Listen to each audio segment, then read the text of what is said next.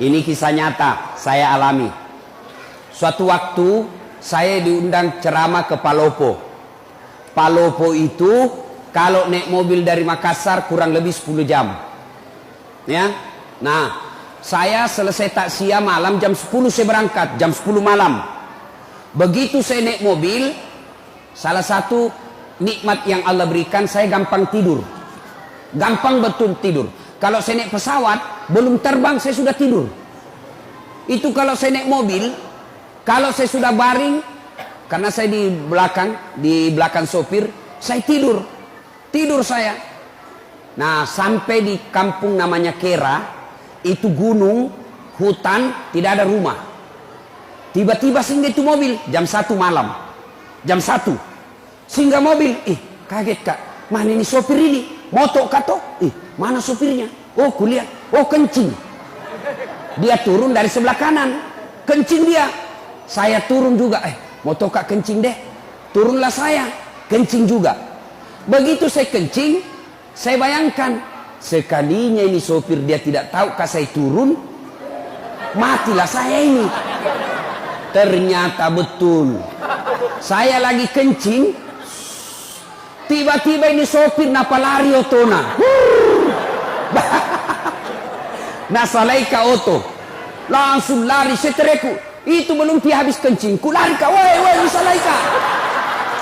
Apalagi dia sudah tutup kaca mobil. Lari. Jam 1 malam. Saya telepon. Tidak ada HP. Selama perjalanan itu saya tinggal di jalan. Semua mobil saya kasih singgah, tidak ada yang singgah.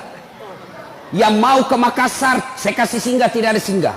Saya mau ke Palopo, tidak ada singgah. Kenapa? Dia kira kak mungkin pocong. Kenapa? Saya pakai putih-putih, songkok putih, baju putih, sarung putih di tengah hutan. Nah kira kak pocong. Saya mau bilang, mau kak di tengah-tengah jalan begini. Nanti ku bilang, nah kira betul kak pocong, nah tabrak kak. La haul, nah kenapa lah ustaz sih? Akhirnya apa? Nanti jam 6.15 pagi baru dia kembali ambil saya. Subuh, azan. Saya bilang, ini kalau pintar ini sopir, kalau azan subuh pasti dia baru kasih bangun kak. Betul azan subuh dia balik. Ustaz, subuh nih. Dari ustaz. Langsung dah balik mobilnya nak kasih kencang. Sampai akhirnya jam 6.15. Basah bu saya karena gerimis. Saya sholat di pinggir jalan hutan. Tidak ada satupun yang ambil saya. Jam 1 sampai jam 6.15 baru dia datang. Begitu dia datang, saya mau tempelengi lebih besar dari saya. Saya bilang, lawang gak ini, gak kalah kak. Akhirnya sepanjang jalan saya diam-diam. Sampai di rumah jabatan wali kota Palopo. Langsung dia bilang wali kota, Ustaz, kenapa bisa kita lupa koporta? Dalam hatiku mak beli si sopir ini. Bohong lagi nih sopir. Ternyata nak lapor sama wali kota, dia kembali karena lupa kopornya Ustaz. Saya bilang bukan kopor nak lupa, saya nak lupa itu sopir tak. Akhirnya apa? Sudah.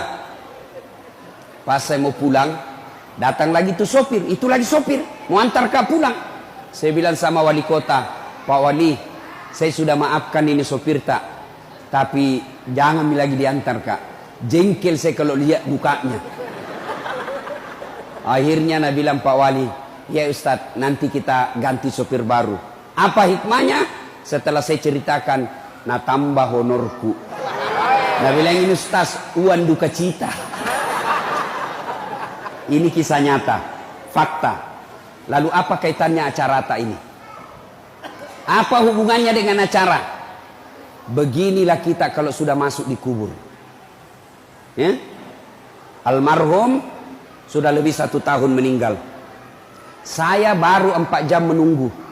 Saya berharap ada yang ambil saya. Ternyata tidak satupun mobil yang tinggal dan mau singgah mengambil saya. Itu baru 4 jam, sudah setengah mati. Beginilah orang yang dikubur, menunggu kiriman amal. ternyata tidak ada yang kirimi amal. Saya baru 4 jam di pinggir jalan, hujan, masih merasa menderita. Bagaimana kita kalau sudah masuk di kubur? Ayo, saya berharap ada mobil yang singgah mengambil saya. Saya berharap ada mobil yang mampir mengambil saya. Ternyata tidak ada. Begitu juga kalau kita mati. Berharap maki ada yang doakan ki. Berharap ada yang sedekahkan kita. Berharap anak istri kita doakan ki. Ternyata mereka lupa kita. Ini nih kalau mati maki.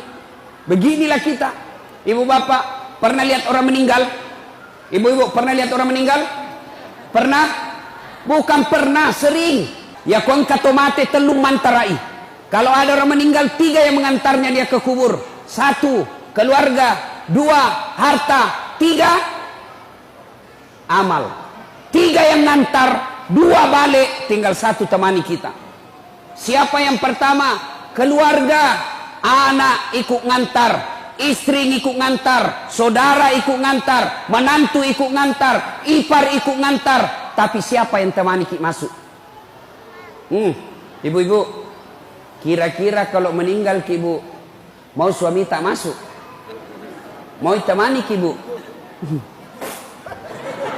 Mana mama waktu tak naodok dulu, gunung kan kudaki, kemanapun kau pergi aku akan mengikutimu, laut kan kuda ku renangi, gunung kan kudaki, masjid kau lewati. Meninggal, masuk, kakinya saja dia tidak mau, bengkak matanya. Tapi apa nak bilang? Bulan depan siapa ganti? Ayo bu, ada orang di Makassar temanku haji, meninggal istrinya, bengkak matanya pak. Begitu dia sayangnya istrinya, bengkak matanya. Apa dia bilang? Ustadz, rasanya tidak bisa lagi kulanjutkan hidupku. Ini separuh jiwaku hilang Ustadz. Sama lama ini istri saya luar biasa, tapi sekarang hancur perasaanku. Tidak bisa mak kurasa lanjutkan hidupku. Saya bilang, hebatnya ini bapak ini, sayang betul sama istrinya. Sekalinya beberapa bulan kemudian, saya pergi jogging, lari-lari sore di Karebosi. Ada perempuan temani, putih, masih muda, tidak pakai jilbab, tidak ikat rambut, begini-begini. Saya bilang, Haji,